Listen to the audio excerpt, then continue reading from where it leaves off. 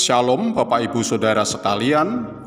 Pembacaan firman Tuhan terambil dalam Kejadian pasal 4 ayat 8. Demikian firman Tuhan, kata Kain kepada Habil adiknya, "Marilah kita pergi ke padang." Tiba-tiba Kain memukul Habil adiknya itu, lalu membunuh dia. Saudara-saudara, sejak semula, yaitu ketika diciptakannya manusia, ternyata sudah ada praktik ibadah yang dilakukan Kain dan Habil, yang adalah anak-anak Adam dan Hawa. Dari mana Kain dan Habil itu muncul ide ibadah kepada Tuhan, saudara? Tentu saja itu didikan dari Adam sebagai orang tuanya. Ibadah dalam bentuk persembahan korban yang dilakukan oleh Kain dan Habil itu bisa dikatakan sebagai usaha belajar ibadah yang benar, atau dengan kata lain, ibadah korban yang benar itu seperti apa? Yang sudah barang tentu penemuan ibadah yang benar, yaitu yang diperkenan Allah, nantinya akan dipakai seterusnya oleh keturunan manusia. Persembahan korban Habil berupa anak sulung kambing domba diperkenan Tuhan. Namun persembahan korban Kain yang berupa hasil dari tanah berupa buah-buahan barangkali tidak diindahkan, atau dengan kata lain ditolak oleh Allah, yang menyebabkan Kain marah besar. Allah berfirman memberi jawaban kepada Kain untuk tetap berbuat baik sekalipun korban persembahannya itu ditolak oleh Allah. Tetapi amarah Kain itu jauh lebih kuat. Tidak bisa menerima firman Tuhan itu, akhirnya Kain membunuh Habil adiknya. Saudara-saudara yang dikasihi Tuhan, di dalam ibadah itu ada umat Tuhan berkumpul memuji dan menyembah Tuhan, niat untuk menyenangkan hati Tuhan. Selain itu juga ada persembahan harta milik.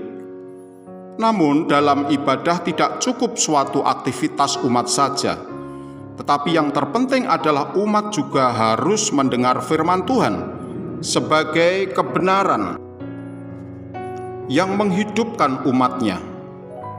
Karena Tuhan adalah Allah kebenaran yang kudus, maka Dia hanya bisa didekati dengan hati yang tulus, motivasi yang kudus, dan merupakan kepasrahan kepada Tuhan Yesus. Sehingga ketika firman Tuhan disuarakan merupakan suatu didikan untuk jemaat. Didikan firman itu bisa menyenangkan hati, namun juga merupakan tempelak atau teguran yang jika umat tidak siap bisa menanggapi dengan sakit hati, misalnya seperti kasus Kain ini. Saudara, marilah kita memperhatikan ibadah kita di gereja setiap hari Minggu. Bagaimana dengan sikap, motivasi, dan paradigma kita terhadap ibadah itu sendiri? Ibadah adalah membawa hati kita kepada Tuhan, juga membuka hati kita kepada Tuhan sebagai sikap kepasrahan dan ketundukan akan otoritas Tuhan Yesus yang telah menebus dosa kita. Terimalah didikannya, menyenangkan atau tidak menyenangkan, karena hati yang menolak firman dalam konteks ibadah itu suatu pemberontakan kepada Tuhan. Itulah dosa Kain.